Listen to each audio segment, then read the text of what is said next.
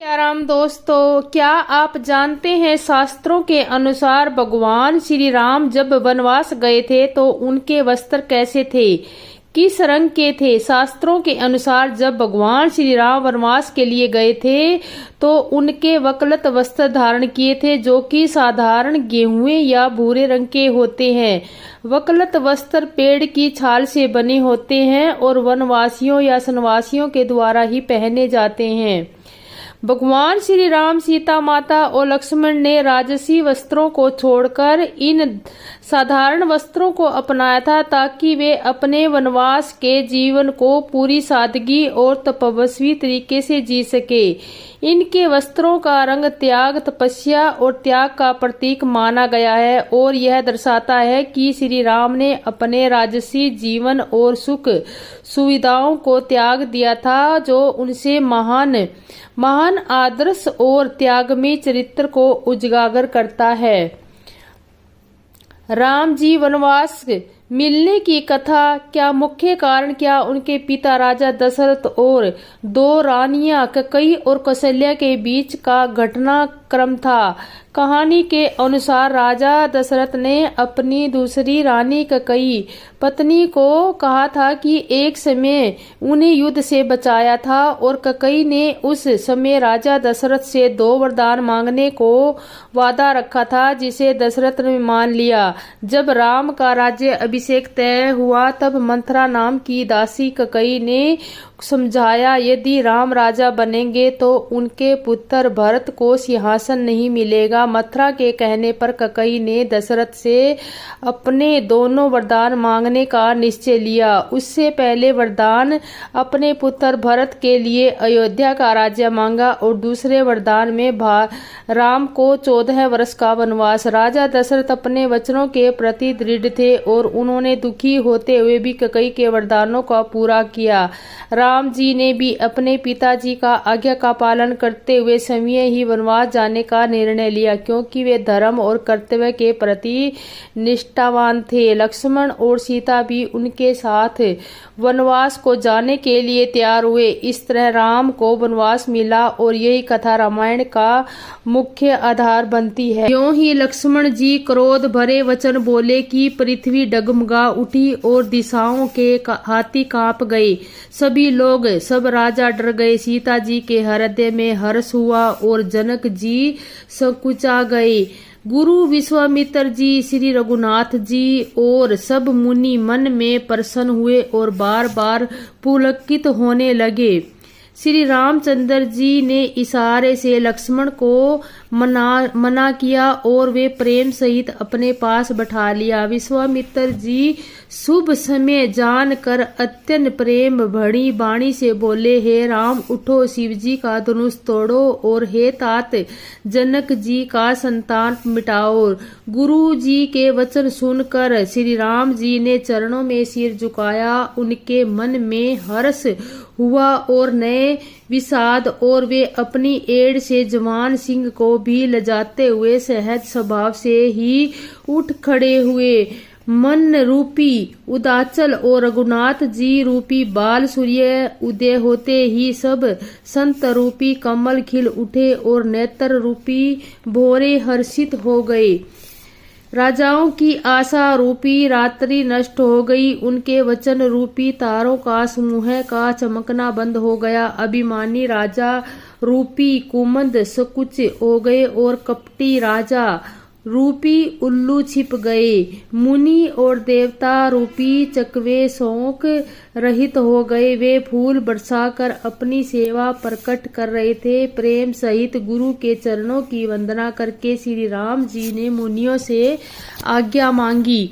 समस्त जगत के स्वामी श्री रामचंद्र जी सुंदर मतवाले श्रेष्ठ हाथी जैसी चाल के स्वाभाविक ही चले। श्री रामचंद्र जी के चलते ही नगर भर के सब स्त्री पुरुष सुखी हो गए और उनके शरीर रोमांच से भर गए।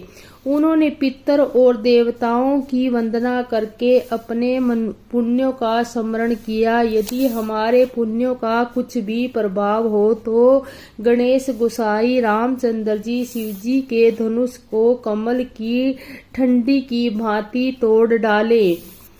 श्री रामचंद्र जी को प्रेम के साथ देखकर सखियों को समीप बुलाकर सीता जी ने माता स्नेहवश बिलख बिलख कर विलाप करती हुई ये वचन बोली, हे सखी, ये जो तुम्हारे हितु कहलाते हैं वे सब तमाशा देखने वाले हैं। कोई भी इनके गुरु विश्वामित्र जी को समझ कर नहीं कह सकते कि राम जी बालक है, इसलिए ऐसा हट अच्छा नहीं है। जो धनुष रावण के बाणासुर जैसे जग दिजेई वीरों ने हिलाए न हिला, उसे तोड़ने के लिए मुनि विश्वामित्र जी का नाम को आज्ञा देना और राम जी का उसे तोड़ने के लिए चल देना, रानी को हट जाना। इसलिए वे कहने लगी कि हे गुरु विश्वामित्र जी, कोई समझाते भी नहीं। रावण और बाणासुर के जिस धनुष को छुआ तक नहीं वह राजा घमंड करके हार गए, वही धनुष इस सुकुमार राजकुमार के हाथों में दे रहे हैं। हंस के बच्चे भी कहीं मंदराचल पहाड़ उठा सकते हैं, और तो कोई समझा कर कहे या नहीं। राजा को बड़े समझदार और ज्ञानी हैं, उन्हें तो गुरु को समझाने की चेष्टा करनी चाहिए, परंतु मालूम होता है कि राजा का भी सारा संज्ञापन समाप्त हो गया है। सखी, विधाता की गति कुछ भी जानने में नहीं आती। यूं ही कहकर राम जी चुप हो गए। तब एक चातुर राम जी के महत्व को जानने वाली सखी कोमलवाणी ने कहा, हे रानी, तेजवान को देखने में छोटा होने पर छोटा नहीं गिनना चाहिए। कहीं घड़े में से उत्पन्न होने वाली मुनि अगस्त्य और कहाँ अपार समुन्दर, किंतु उन्होंने उसे सोख लिया जिसका सुयश सारे संसार में छाया है। सूर्य मंडल को में देखने में छोटा लगता है, पर उसके हृदय होते ही तीनों लोकों का अंधकार नष्ट हो जाता है। जिससे वंश में ब्रह्मा, विष्णु, शिव और सभी देवता हैं, वह मन अत्यंत छोटा होता है। महान मत वाले गजानंद को छोटा सा अंकुश वंश में कर लेता है। कामदेव ने फूलों का ही धनुष बाण लेकर समाप्त लोकों को अपने वश में कर रखा है। हे देवी, ऐसा जान कर संदेश त्याग दीजिए। हे रानी, रामचंद्र जी को धनुष अवश्य तोड़ेंगे। सखी के वचन सुनकर रानी को विश्वास हो गया, उसकी उदासी मिट गई और श्री राम जी के प्रति उनका प्रेम अत्यंत बढ़ गया। उस समय श्री रामचंद्र जी को देखकर सीता जी व्यथित हृदय से जिस तिस देवता को विनती कर रही थी, वे व्याकुल होकर मन ही मन मना रही है, हे महेश भक्तों, मुझे पर प्रसन्न होइए। मैंने आपको जो सेवा की है उसे सुफल कीजिए और मुझ पर कृपा करके धनुष के भारीपन को हर लीजिए। हे गुणों के नायक, वर देने वाले देवता गणेश जी, मैंने आज ही के लिए तुम्हारी सेवा की थी। बार बार मेरी विनती सुनकर धनुष का भारीपन बहुत ही कम कर दीजिए। श्री रघुनाथ जी की ओर देखकर सीता जी को धैर्य धरकर देवताओं को मना रही है। उनके नेत्रों में प्रेम के आंसू भरे हैं और शरीर में रोमांस हो रहा है। अच्छी तरह नेत्र भर कर श्री राम जी की शोभा देखकर फिर पिता के परण का स्मरण करके सीता जी का मन सुबद हो उठा। वे मन ही मन कहने लगी, ओहो, पिताजी ने बड़ा ही कठिन हट जाना है। वे लाभ हानि कुछ भी नहीं समझते हैं। मंत्री डर रहे हैं, इसलिए कोई उन्हें सीख भी नहीं देता। पंडितों की सभा में यह बड़ा ही अनुचित हो रहा है। कहाँ तो ब्रिज से भी बढ़कर कठोर धनुष और कहाँ ये कोमल शरीर श्याम सुंदर। हे विधाता, मैं हृदय में किस तरह धीरज धरूं। धीरज के फूल के कण से कहीं हीरा छेदा जाता है। सारी सभा ही बुद्धि भोली बावली हो गई है। अतः हे शिव जी के धनुष, अब तो मुझे तुम्हारा ही आसरा है। तुम अपनी जड़ता लोगों पर डालकर श्री रघुनाथ जी के सुकुमार शरीर को देखकर उतने ही हल्के हो जाओ जिस प्रकार सीता जी के मन में बड़ा संताप हो रहा है। निमेष का एक लव अंश 100 युगों के समान बीत रहा है। प्रभु श्री रामचंद्र जी को देखकर फिर पृथ्वी की ओर देखती हुई सीता जी के चंचल नेत्र इस प्रकार। सीता जी की वाणी रूपी भ्रमरी को उनके मुख रूपी कमल ने रोका रखा है। लाज रूपी रात्रि को देखकर वह प्रकट नहीं हो रही। नेत्रों का जल नेत्रों के कोए से में ही रह जाता है, जैसे बड़े भारी कंजूस का सोना कोने में ही गड़ा रह जाता है। आगे सुनिए। अपनी बढ़ी हुई व्याकुलता जानकर सीता जी सुकुचा गई और धीरज धरकर हृदय में विश्वास ले आई कि यदि तन मन और वचन से मेरा प्रण सच्चा है और श्री रघुनाथ जी के चरण कमलों में मेरा चित्त वास्तव में अनुरक्त है, तो सबके हृदय में निवास करने वाले प्रभु मुझे रघुश्रेष्ठ श्री रामचंद्र जी की दासी अवश्य बनाएंगे। जिसका जिस पर सच्चा स्नेह होता है वह उसे अवश्य ही मिलता है, इसमें कुछ भी संदेह नहीं है।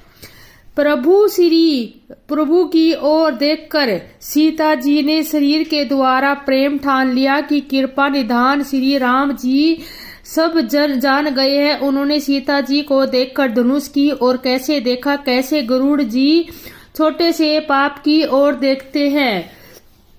इधर जब लक्ष्मण जी ने देखा कि रघुकुल मणि श्री रामचंद्र जी ने शिव के धनुष की ओर देखा है, वे शरीर से पुलकित और ब्राह्मण को अपने चरणों में दबाकर वचन बोले, हे दिग्गजों, हे कच्छप, हे शेष, हे वाराह, धीरज धर कर पृथ्वी को थामे रहो, जिसमें मैं यह हिलने नहीं पाए। श्री रामचंद्र जी के धनुष को तोड़ना चाहते हैं, मेरी आज्ञा सुनकर सब सावधान हो जाओ। श्री रामचंद्र जी जब धनुष के समीप आए तो सब स्त्री पुरुषों ने, देवताओं और पुण्यों ने मनाया। सबका संदेश और अज्ञान, नीच राजाओं का अभिमान, परशुराम जी के गर्व की गुरता देख कर और श्रेष्ठ मुनियों की कातरता, भय, सीता जी का सोच, जनक का पश्चाताप और रानियों के दारुण दुख का दानालाभ, और ये सब शिव की धनुष के रूपी बड़े जहाज को पार कर समाज बनाकर उस पर चढ़ गए। ये श्री राम जी की भुजाओं के बल रूपी अपार समुद्र के पार जाना चाहते हैं, परंतु कोई केवट नहीं है। श्री राम जी ने सब लोगों की ओर देखा और उन्हें चित्र में लिखे हुए सब देख कर श्री कृपा निधान श्री रामचंद्र जी ने सीता जी की ओर देखा और उन्हें विशेष व्याकुल जाना। उन्होंने जानकी जी को बहुत ही विकल्प देखा। उनका एक एक क्षण कल्प के समान बीत रहा था। यदि प्यासा आदमी पानी के बिना शरीर छोड़ दे तो उसे मर जाने पर अमृत का तालाब भी क्या करेगा। सारी खेती के सूख जाने पर वर्षा किस काम की। समय बीत जाने पर फिर पछताने से क्या लाभ। जी मैं ऐसा समझकर श्री राम जी ने जानकी जी की ओर देखा और उनका विशेष प्रेम जानकर वे पुलकित हो गए। मन ही मन उन्होंने गुरु को प्रणाम किया और बड़ी फुर्सत से धनुष को उठा लिया। जब उसे हाथ में लिया तब वह धनुष बिजली की तरह चमक रहा था और फिर आकाश के मंडल जैसा मंडलाकार हो गया। लेते चढ़ाते और जोर से खींचते हुए किसी ने नहीं देखा। अर्थात ये तीनों काम इतनी फुर्ती से हुए कि धनुष को कब उठाया, कब चढ़ाया और कब खींचा, इसका किसी को पता नहीं लगा। सब ने श्री राम जी को धनुष खींचे खड़े देखा। उसी क्षण में राम जी ने धनुष को बीच में से तोड़ डाला। भयंकर कठोर ध्वनि से सब लोग भर गए। और आगे रामचरितमानस की रामायण। घोर कठोर शब्द से सब लोग भर गए। सूर्य के घोड़े मार्ग छोड़कर चलने लगे। दिग्गज चिंगाड़ने लगे, धरती डोलने लगी। शेष, वराह और कच्छप कलमला उठे। देवता, राक्षस और मुनि कानों पर हाथ रखकर सब व्याकुल होकर विचारने लगे। तुलसीदास जी कहते हैं, जब सब ने निश्चय हो गया कि श्री राम जी ने धनुष को तोड़ डाला, तब सब श्री रामचंद्र जी की जय जयकार करने लगे। शिव जी का धनुष जहाज है और श्री रामचंद्र जी की भुजाओं का बल समुंदर है। यह सारा समाज डूब गया और मोहवंश पहले इस जहाज पर चढ़ा था। प्रभु ने धनुष के दोनों टुकड़े पृथ्वी पर रख दिए। यह देखकर सभी लोग सुखी हुए। विश्वामित्र रूपी पवित्र समुद्र में, जिसमें प्रेम रूपी सुंदर अथाह जल भरा है, राम रूपी पूर्ण चंद्र को देखकर पुकलाती भूरी रूपी भारी लहरें बढ़ने लगी। आकाश में जोर जोर से नगाड़े बजने लगे और देवगनाएं गान करके चली जाने लगी। ब्रह्मणा आदि देवता, सिद्ध और मुनीश्वर लोग प्रभु श्री प्रशंसा कर रहे हैं और आशीर्वाद दे रहे हैं और रंग बिरंगी फूल और मालाएं बरसा रहे हैं। किन्नर लोग रसीले गीत गा रहे हैं। सारे ब्रह्मांड में जय जय जय जयकार की ध्वनि छाई है, जिसमें धनुष टूटने की ध्वनि जान कर ही नहीं पड़ती। जहां तहां स्त्री पुरुष प्रसन्न होकर कह रहे हैं कि श्री रामचंद्र जी ने शिव जी के भारी धनुष को तोड़ डाला। धीर बुद्धि वाले भाट भागत और सूत लोग विरुदावली कृति को बखान कर रहे हैं। सब लोग घोड़े आदि धन मणि और वस्त्र निछावर कर रहे हैं। झांझ मृंगंद संग सहनाई भेरी ढोल और सुहावने नगाड़े आदि बहुत प्रकार से सुंदर बाजे बज रहे हैं। जहां जहां युवतियां मंगल गीत गा रही है। सखियां सहित रानी अत्यंत हर्षित हुई, मानो सूखे हुए धान पर पानी पड़ गया हो। और जनक जी सोच रहे हैं कि त्याग सुख कर सुख प्राप्त किया, जैसे तैरते तैरते तैरते थके हुए पुरुष ने थाह पा ली हो। धनुष टूट जाने पर राजा लोग ऐसे श्रीविहीन हो गए जैसे दिन में दीपक की शोभा जाती रहती है। सीता जी का सुख इस प्रकार वर्णन किया जाए जैसे आकती स्वाति का जल पा गई हो। श्री राम जी को लक्ष्मण जी किस प्रकार देख रहे हैं, जैसे चंद्रमा को चकोर का बच्चा देख रहा हो। सब सतानंद जी की आज्ञा दी और सीता जी ने श्री राम जी के पास वन गमन किया। साथ में सुंदर चतुर सखियां मंगलाचार के गीत गा रही हैं। सीता जी की बाल हंसनी की चाल से चली, उनके अंगों में अपार शोभा है। सखियों के बीच में सीता जी कैसी शोभित हो रही है, जैसे बहुत सी छवियों के बीच में महाछवि हो। जल कर कमल में सुंदर जयमाला, जिसमें विश्व विजय की शोभा छाई हुई है।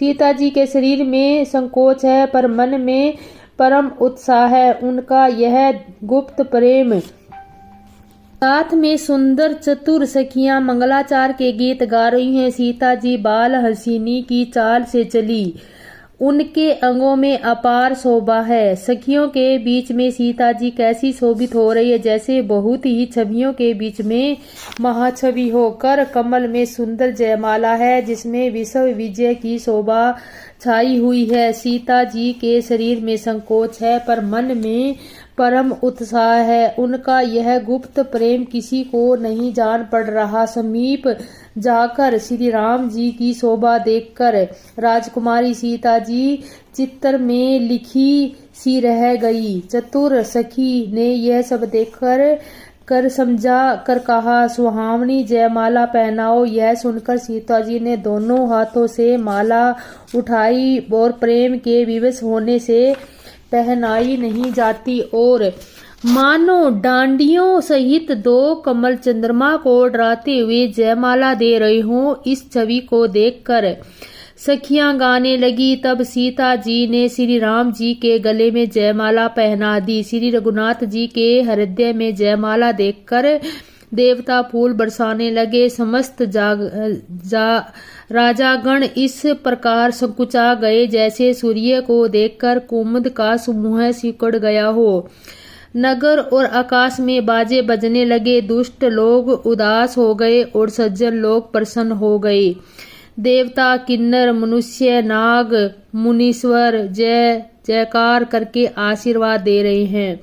देवताओं की स्त्रियां नाचती गाती है और बार बार हाथों में पुष्पों की अठलियां छूट रही है। जहां तहां ब्रह्मांड वेद ध्वनि कर रहे हैं और भाट लोग तिरावली बखान कर रहे हैं। पृथ्वी, पाताल और स्वर्ग तीनों लोकों में यश फैल गया कि श्री रामचंद्र जी ने धनुष तोड़ दिया और सीता जी को वर्ण कर लिया। नगर के नर नारी आरती कर रहे हैं और अपनी हैसियत पूंजी को भुलाकर सामर्थ्य से अधिक निछावर कर रहे हैं। श्री सीता राम जी की जोड़ी ऐसी सुशोभित हो रही है जैसे सुंदरता और श्रृंगार रस एकत्रित हो गए। सखियां कह रही है, सीते स्वामी के चरण छुओ, किंतु सीता जी अत्यंत व्यथित हुई उनके चरण नहीं छूती।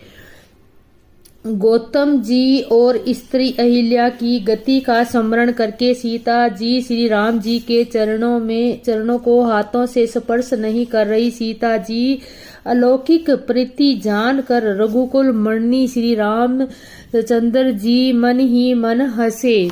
उस समय सीता जी को देखकर कुछ राजा लोग ललचा उठे। वे दुष्ट, कपूत और मृड राजा मन में बहुत तमतमाए। वे अभागे उठकर कवच पहनकर जहां तहां गाल बजाने लगे।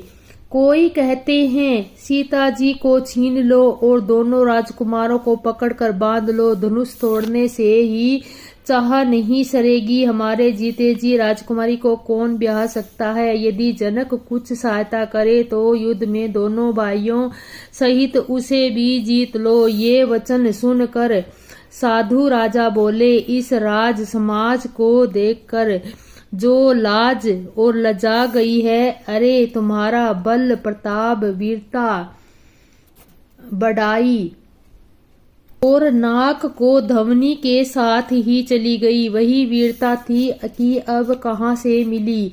ऐसी दुष्ट बुद्धि तभी तो विधाता ने तुम्हारे मूर्खों पर कालिख लगा दी है। ईर्ष्या, घमंड और क्रोध छोड़कर नेत्र भर कर श्री राम जी की छवि को देख लो। लक्ष्मण के क्रोध को प्रलभ अग्नि जानकर इसके पतंगे मत बनो। जैसे गरुड़ का भाग कौवा चाहे, सिंह का भाग खरगोश चाहे, बिना कारण ही क्रोध करने वाला अपनी कुशल चाहे, शिवजी के विरोध करने वाला सब प्रकार की संपत्ति चाहे, लोभी लालची सुंदर कृति चाहे, कामी मनुष्य निष्कलता क्या पा सकता है। और जैसे श्री हरि के चरणों में विमुख मनुष्य परम गति चाहे। हे राजाओं, सीता जी के लिए तुम्हारा लालच भी वैसा ही व्यर्थ है। कोलाहल सुनकर सीता जी शंकित हो गई। तभी सखियों उन्हें वहां ले गई जहां रानी सीता जी की माता थी। श्री रामचंद्र जी मन में सीता जी के प्रेम का बखान करते हुए स्वाभाविक चाल से ही गुरु जी के पास चले। रानियां सहित सीता जी दुष्ट राजाओं के दुर्वचन सुनकर सोच के वंश में की न जाने विधाता अब क्या करने वाले हैं। राजाओं के वचन सुनकर लक्ष्मण जी इधर उधर ताकते हैं, किंतु श्री रामचंद्र जी के डर से कुछ बोल नहीं सकते। उनके नेत्र लाल और मोहें टेढ़ी हो गई है। वे क्रोध से राजाओं की ओर देखने लगे, मानो मतवाले हाथियों का झुंड देखकर सिंह के बच्चे को जोश आ गए हो। खलबली देखकर जनकपुर की स्त्रियां व्याकुल हो गई और सब मिलकर राजाओं को गालियां देने लगी। उसी मौके पर शिवजी के धनुष का टूटना सुनकर मृग्युकुल रूप कमल के परशुराम जी आए। इन्हें देखकर राजा सकुचा गए और मानो बाज के झपटने से बटेर लुक छिप गए हों और गोरे शरीर पर विभूति बड़ी फब रही है और विशाल ललाट पर त्रिपुर विशेष शोभा दे रहा है। सिर पर जटा है, सुंदर मुख चंद्र क्रोध के कारण कुछ लाल हो गया है, मोहे टेढ़ी और आंखें क्रोध से लाल है। सहज ही देखते हैं तो भी ऐसा जान पड़ता है मानो क्रोध कर रहे हैं। बल के समान ऊंचे और पुष्ट कंधे हैं, छाती और भुजाएं विशाल हैं। सुंदर यज्ञोपति धारण किए, बाल माला पहनने और मृगछाला लिए हैं। कमर में मुनियों का वस्त्र है और 2 तरकस बांधे हैं। हाथ में धनुष बाण और सुंदर कंधे पर फरसा धारण किए हैं। शांत वेश है परंतु करनी बहुत कठोर है। स्वरूप का वर्णन नहीं किया जा सकता, मानो वीर रस की मुनि का शरीर धारण करके जहाँ सब राजा लोग हैं वहाँ आ गया हो। परशुराम जी का भयानक वेश देखकर सब राजा भय से व्याकुल हो उठे, खड़े हुए और पिता सहित अपना नाम कहकर सब दंडवत प्रणाम करने लगे। परशुराम जी हित समझकर भी सहज की उनकी ओर देख लेते हैं। वह समझता है कि जब मेरी आयु पूरी हो गई। फिर जनक जी ने आकर सिर झुकाया और सीता जी को बुलाकर प्रणाम कराया। परशुराम जी ने सीता जी को आशीर्वाद दिया। सखियां हर्षित हुई और वहां से अधिक देर ठहरना ठीक न समझकर वे सियानी सखियां उनको अपनी मंडली में ले गई। फिर विश्वामित्र ने आकर मिले और उन्होंने दोनों भाइयों को चरण कमलों पर गिराया और विश्वामित्र जी ने कहा, ये राम और लक्ष्मण राजा दशरथ के पुत्र हैं। उनकी सुंदर जोड़ी देखकर परशुराम जी ने आशीर्वाद दिया और कामदेव के भी मंद को छुड़ाने वाले श्री रामचंद्र जी के अपार रूप को देखकर उनके नेत्र थकिन सतभिनित हो रहे हैं। फिर सब देखकर जानते हुए भी अनजान की तरह जनक जी पूछते हैं कि कहो यह बड़ी भारी भीड़ कैसी है। उनके शरीर पर क्रोध छा गया जिस कारण सब राजा आए थे और राजा जनक ने वे सब समाचार कह सुनाए। जनक के वचन सुनकर परशुराम जी ने फिर क्या दूसरी ओर देखा तो धनुष के टुकड़े पृथ्वी पर पड़े हुए दिखाई दिए। और आगे अत्यंत क्रोध में भर कर वे कठोर वचन बोले, हे रे मूर्ख जनक, बता धनुष किसने तोड़ा, उसे शीघ्र दिखा, नहीं तो अरे मुंड आज मैं वहां तक तेरा राज्य है वहां तक भी पृथ्वी उलट दूंगा। राजा को अत्यंत डर लगा जिसके कारण वे उत्तर नहीं देते। यह देखकर कुटिल राजा मन में बड़े प्रसन्न हुए। देवता मुनि और नाग के ऋषि पुरुष सभी सोच करने लगे, सब के हृदय में बड़ा भय है। सीता जी की माता मन में पछता रही है कि हाय विधाता ने सब अब बनी बनाई बात बिगाड़ दी। परशुराम जी का स्वभाव सुनकर सीता जी को आधा क्षण में कल्प के समान बीतने लगा। तब श्री रामचंद्र जी सब लोगों को भयतीत देखकर और सीता जी को डरी हुई जान कर बोले। उनके हृदय में कुछ हर्ष था न विषाद। नाथ, हे नाथ, शिव जी के धनुष को तोड़ने वाला आपका कोई एक दास ही होगा। क्या आज्ञा है कि मुझसे कोई नहीं कहते। यह सुनकर क्रोधी मुनि रिसाकर बोले, सेवक वह है जो सेवा का काम करे, शत्रु का काम करके तो लड़ाई ही करनी चाहिए। हे राम, सुनो सुनो, जिसने शिव जी के धनुष को तोड़ा है वह सहस्त्र भानु के समान मेरा शत्रु है। वह इस समाज को छोड़कर अलग हो जाए, नहीं तो सभी राजा मारे जाएंगे। मुनि के कठोर वचन को सुनकर लक्ष्मण जी मुस्कुराए और परशुराम जी का अपमान करते हुए बोले, हे गोसाई, लड़कपन में हमने बहुत सी धनुषियां तोड़ डाली, किंतु आपने ऐसा क्रोध कभी नहीं किया। इसी धनुष पर इतनी ममता किस कारण से है? यह सुनकर मृग वंश की ध्वजा संपूर्ण परशुराम जी क्रोधित होकर कहने लगे, हे राजपुत्र, काल के वश होने से तुझे बोलने में कुछ भी होश नहीं है। सारे संसार में विख्यात शिवजी का यह धनुष क्या धनु ही के समान है। लक्ष्मण जी ने हंसकर कहा, हे देव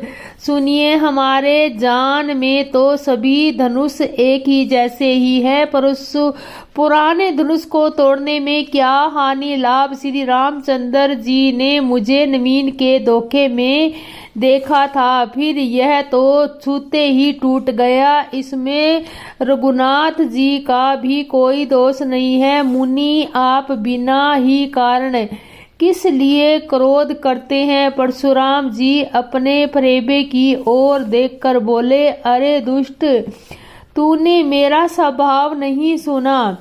मैं तुझे बालक जान कर नहीं मारता। अरे मूर्ख, क्या तू मुझे निरा मुनि ही जानता है?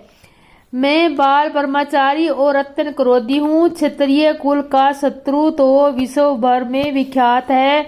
अपनी भुजाओं के बल से मैंने पृथ्वी और राजाओं से रहित कर दिया और बहुत बार उसे ब्राह्मणों को दे डाला।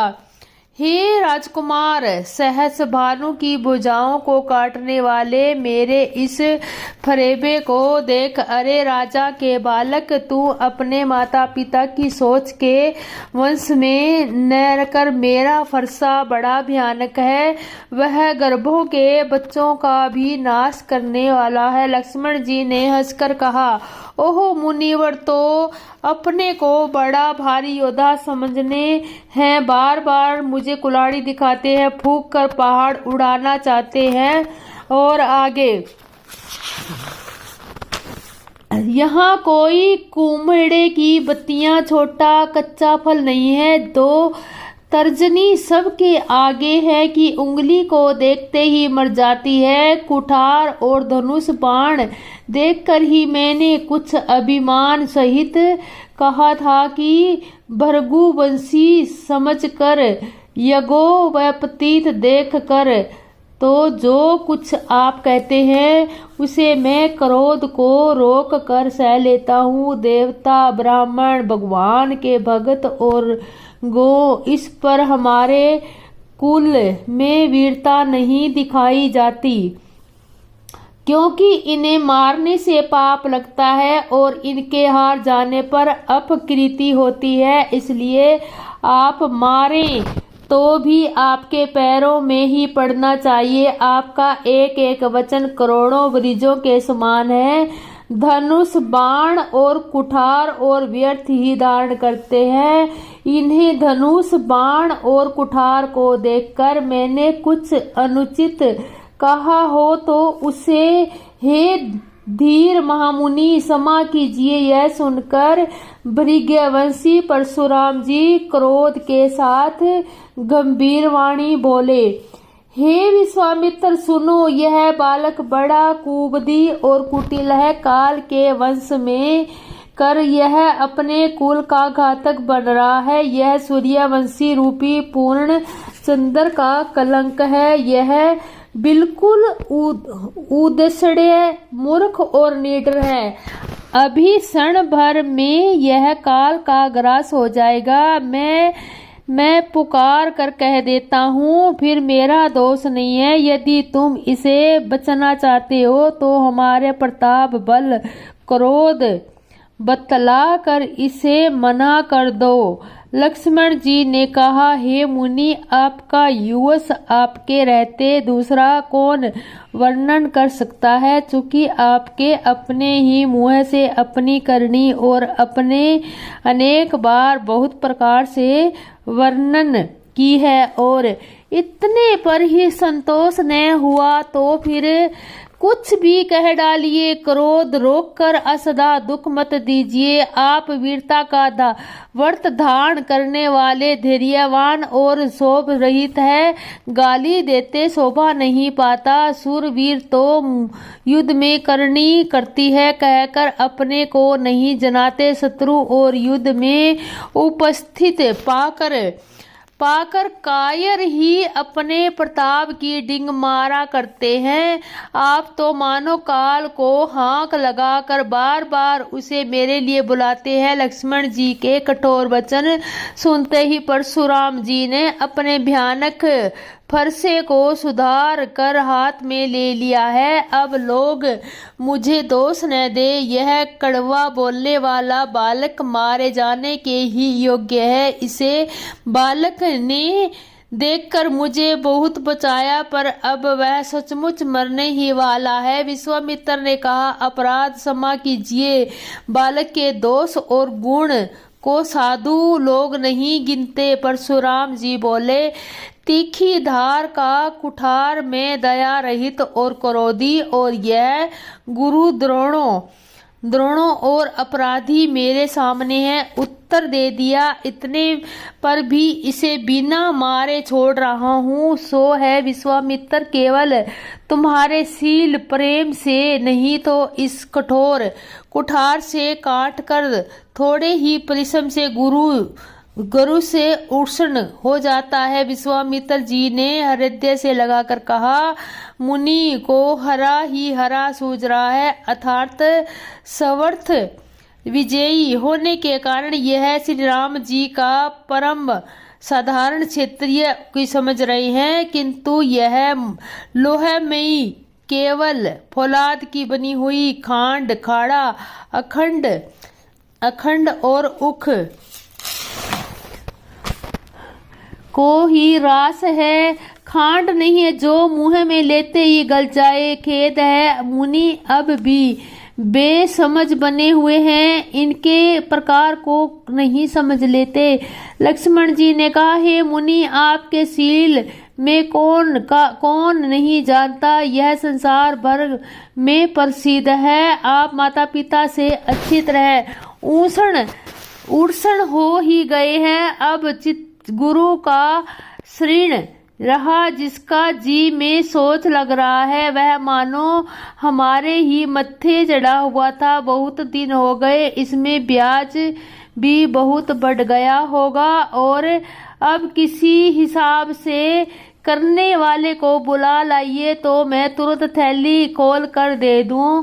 लक्ष्मण जी ने कड़वे वचन सुनकर परशुराम जी के कुठार संभाला और सारी सभा हाय करके पुकारो।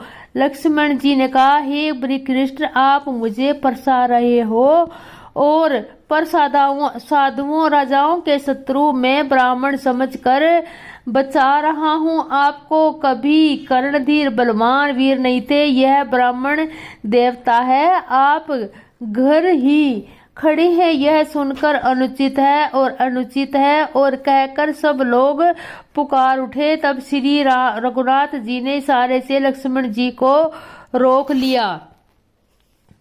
लक्ष्मण जी के उत्तर से जो आहुति के समान थे, परशुराम जी ने क्रोध रूपी अग्नि को बढ़ते हुए देखकर रघुकुल के सूर्य श्री रामचंद्र जी जल के समान वचन बोले, हे नाथ, बालक पर कृपा कीजिए, इस सीधे और दो मुंह वाले बच्चे पर क्रोध न कीजिए। यदि यह प्रभु का कुछ भी प्रभाव जानता है तो क्या यह बेसमझ आपकी बराबरी करता है?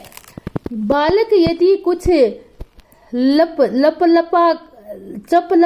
चपलता भी करते हैं तो गुरु, पिता, माता मन में आप आनंद भर जाते हैं। इस छोटा बच्चा और सेवक जानकर कृपा कीजिए, आप तो समदर्शी हैं। और श्री रामचंद्र जी के वचन सुनकर वे कुछ ठंडे पड़े। इतने में लक्ष्मण जी कुछ कह कर फिर मुस्कुरा दिए। उनको हंसते देखकर परशुराम जी के नख से सिख तक सारे शरीर पर क्रोध छा गया।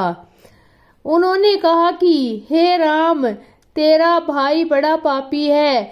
यह शरीर से गोरा पर हृदय का बड़ा काला है। यह विषमुख दूध मुहा नहीं, बचपन स्वभाव से ही टेढ़ा है।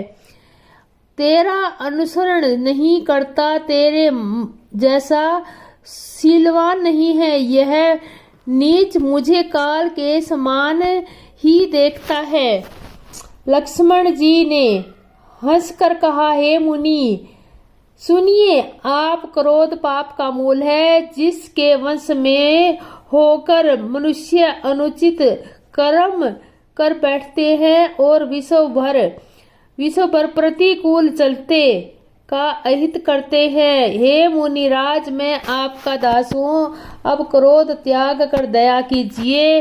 टूटा हुआ धनुष क्रोध करके जोड़ने से जुड़ नहीं जाएगा। खड़े खड़े पैर दुखने लगने होंगे, बैठ जाइए।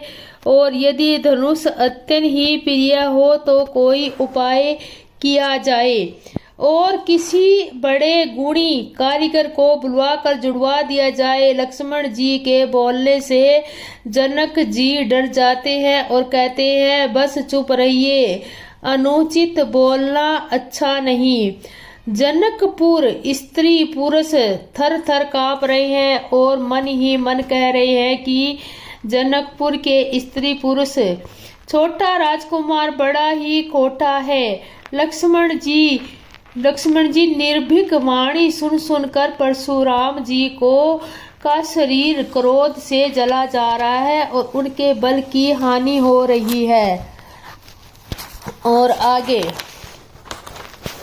तब श्री रामचंद्र जी पर एहसान जनाकर परशुराम जी बोले, तेरा छोटा भाई समझकर मैं इसे बचा रहा हूँ। यह मन का मैला और शरीर का कैसा सुंदर है, कैसे विष के रस में भरा हुआ सोने का घड़ा।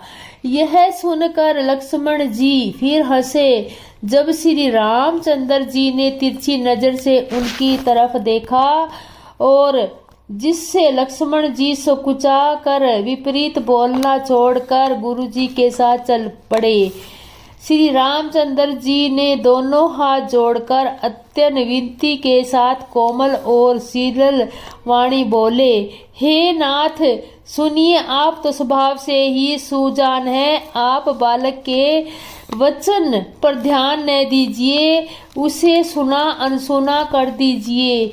बैरे और बालक का एक स्वभाव होता है। सतजन इन्हें कभी दोष नहीं लगाते। फिर उससे लक्ष्मण तो कुछ काम भी नहीं बिगाड़ा। हे नाथ, आपका अपराधी तो मैं हूँ। अतः हे स्वामी, कृपा क्रोध वध और बंधन जो कुछ करना हो दास की तरह अर्थात दास समझकर मुझ पर कीजिए। इस प्रकार से शीघ्र आपका क्रोध दूर हो जाएगा। हे मुनिराज, बताइए मैं वही उपाय करूं। मुनि ने कहा कि हे राम, क्रोध जैसे जाए वैसे ही तेरा छोटा भाई भी टेढ़ा ही ताक रहा है। उसकी गर्दन पर मैंने कुठार चलाया और तो क्रोध करके किया गया है कि मेरे इस कुठार की घोर करनी सुनकर राजाओं की स्त्रियों के गर्भ गिर पड़ते हैं। उसी फरसे के रहते में इस शत्रु राज पुत्र को जीवित देख रहा हूँ। हाथ चलता नहीं, क्रोध से छाती जली जाती है। हाय राजाओं का आंकत, यह कुठार और कुंडलित हो गया, विधवा विपरीत हो गया। इसके मेरा स्वभाव बदल गया, नहीं तो भला हृदय में किसी समाज की नहीं कृपा कैसी नहीं होती। आज दया मुझ पर दुखद सुख सहा रही। यह सुनकर लक्ष्मण जी ने मुस्कुराकर सिर झुकाकर बोला और कहा, आप कृपा रूपी भगवान रिपु के वायु भी अपनी आपकी मूर्ति और अनुकूल है। वचन बोले मानो फुड़ सुंड रहे हैं। हे मुनि, यदि कृपा करने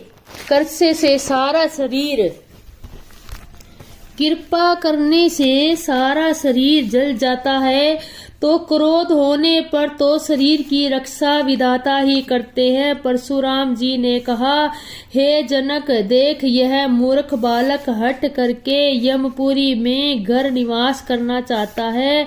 इसको शिखर ही आंखों की ओट क्यों नहीं करते। यह राजपुत्र देखने में छोटा है पर बड़ा खोटा है। लक्ष्मण जी ने हंसकर मन ही मन कहा, आंखें मूंद लेने से कोई नहीं है।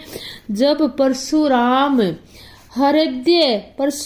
जी हृदय में अत्यंत क्रोध भर कर श्री राम जी से बोले, अरे सठ, तू शिवजी का धनुष तोड़कर उल्टा हमी से ज्ञान सिखाता है। तेरा यह भाई तेरी ही संपत्ति से कटु वचन बोलता है और तू छल के साथ हाथ जोड़कर और विनय करता है। या तो युद्ध में मेरा संतोष नहीं तो राम कहलाना छोड़ दे। अरे शिव विद्रोही, छल त्याग कर मुझसे शादी कर, नहीं तो भाई सहित तुझे मार डालूंगा। इस प्रकार परशुराम जी की कुठार उठाए बोल रहे हैं और श्री रामचंद्र जी सिर झुकाए मन ही मन में मुस्कुरा रहे हैं। श्री रामचंद्र जी ने मन ही मन कहा, गुनाह दोष और लक्ष्मण का और क्रोध मुझ पर करते हो। कहीं कहीं सीधेपन में भी बड़ा दोष लगता है। टेढ़ा जानकर सब लोग किसी को भी वंदना करते हैं। टेढ़े चंद्रमा को राहु में यही ग्रासता है। श्री रामचंद्र जी ने प्रकट हुए और मुनीश्वर, क्रोध छोड़िए, आपके हाथ में कुठार है और आप मेरा ये सिर आगे है। जिसका आपका क्रोध आए तो हे स्वामी वही कीजिए, मुझे अपना अनुचर दास जानिए। स्वामी और सेवक में युद्ध कैसा। हे ब्राह्मण श्रेष्ठ, क्रोध का त्याग कीजिए। आपका वीरों जैसा भेष देखकर बालक ने कुछ कह डाला था, वास्तव में उसका भी कोई दोष नहीं। आपको कुठार, बाण और धनुष किए देख कर वीर समझकर बालक का क्रोध आ गया। वह आपका नाम तो जब जानता था पर उसे आपको पहचाना नहीं। अपने वंश रघुवंश के स्वभाव के अनुसार उसने उत्तर दिया, यदि आप मुनि की तरह आते हो तो स्वामी, बालक आपके चरणों की धूल सिरी पर रखता है। अनजाने की भूल को क्षमा कीजिए। ब्राह्मणों के हृदय में बहुत अधिक दया होनी चाहिए। हे नाथ, हमारी तो हमारी बराबरी कैसे। कहिए न, कहाँ चरण और कहाँ मस्तक, कहाँ मेरा नाम मात्र छोटा सा नाम और कहाँ आपका परशु सहित बड़ा नाम। हे देव, हमारे तो एक ही गुण धनुष है और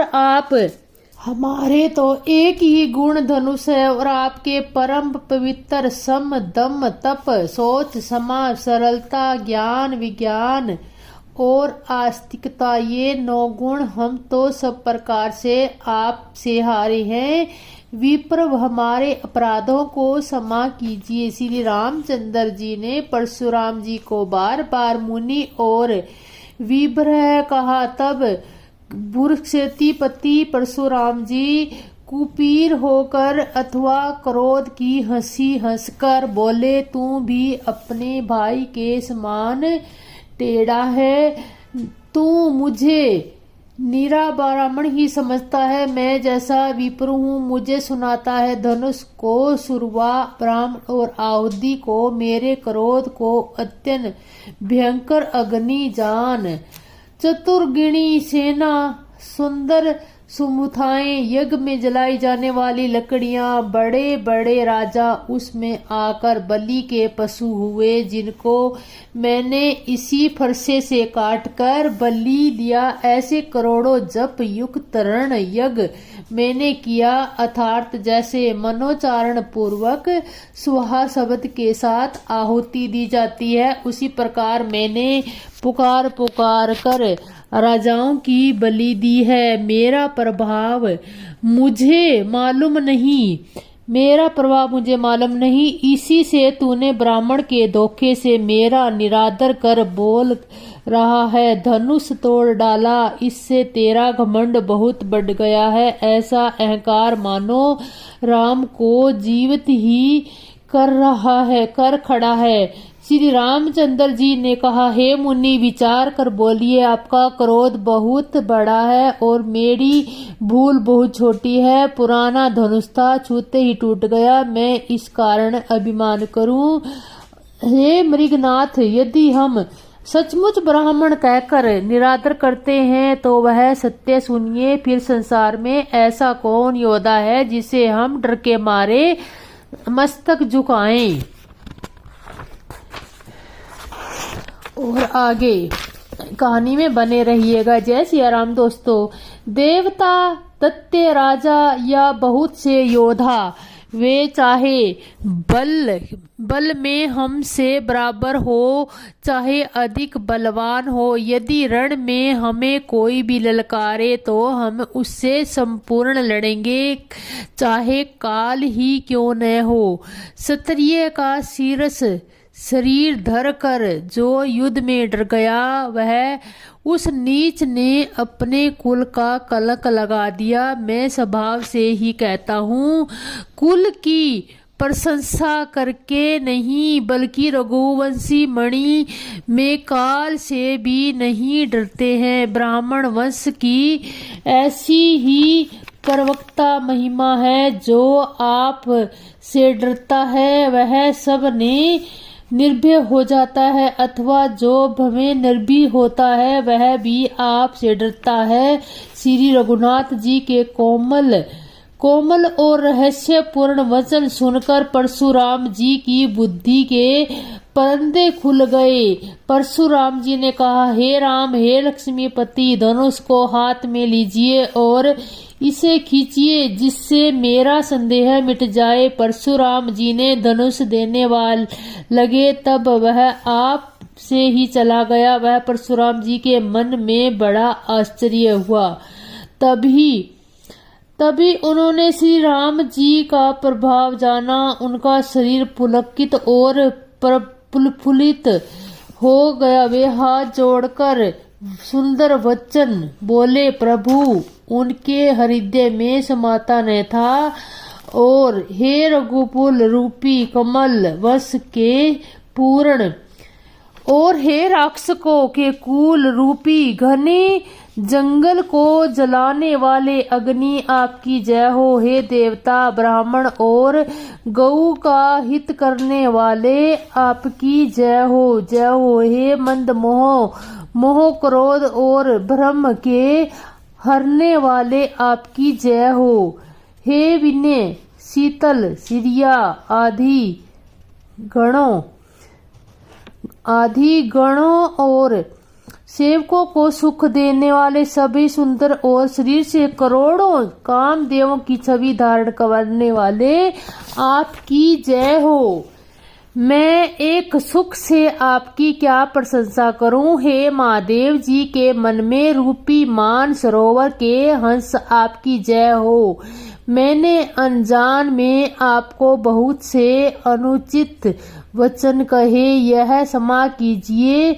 मंदिर दोनों भाई, मुझे क्षमा कीजिए। हे रघुकुल के पताका स्वरूप श्री रामचंद्र जी आपकी जय हो, जय हो, जय हो, जय हो। ऐसा कहकर परशुराम जी तप के लिए वन को चले गए। यह देखकर दुष्ट राजा लोग बिना ही कारण के मन कल्पित डर के रामचंद्र जी से तो परशुराम को भी हार गए। सबने इनका अपमान किया। अब कहीं ये उसका बदला न ले, इस व्यर्थ के डर से भयभीत हो गए। ये कायर चुपके से जहां तहां भागने लगे। देवताओं ने नगाड़े बजाए, वे प्रभु के ऊपर फूल बरसाने लगे। जनकपुर के स्त्री पुरुष सब हर्षित हो गए। उनका मोहमय अज्ञान से उत्पन्न शूल मिट गया। खूब जोर से बाजे बजने लगे। सभी ने मनोहर मंगल साज सजे। सुंदर मुख, सुख सुंदर नेत्रों वाली तथा कोयल के समान सुंदर बोलने वाली स्त्रियां झुंड की झुंड मिलकर सुंदर गान करने लगी। जनक जी के सुख का वर्णन नहीं किया जा सकता, मानो जन्म का दरिद्र धन का खजाना पा गया हो। सीता जी का भय जाता रहा। वे ऐसी सुखी हुई जैसे चंद्रमा के उदय होने से चकोर की कन्या सुखी होती है। जनक जी ने विश्वामित्र जी को प्रणाम किया।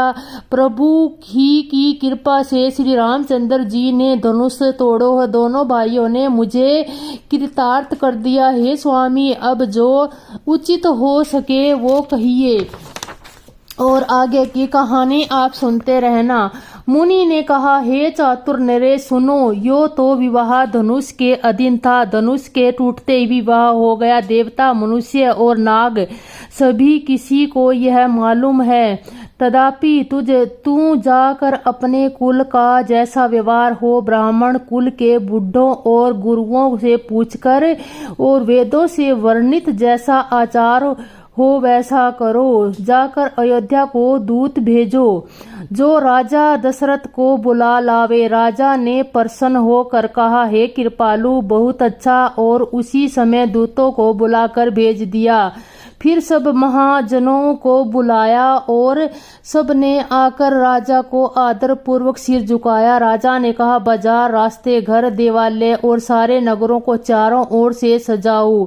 महाजन प्रसन्न होकर चले और अपने अपने घर आए। फिर राजा ने नौकरों को बुला भेजा और उन्हें आज्ञा दी कि विचित्र मंडप सजाकर तैयार करो। यह सुनकर वे सब राजा के वचन सिर पर धर कर और सुख पाकर चले।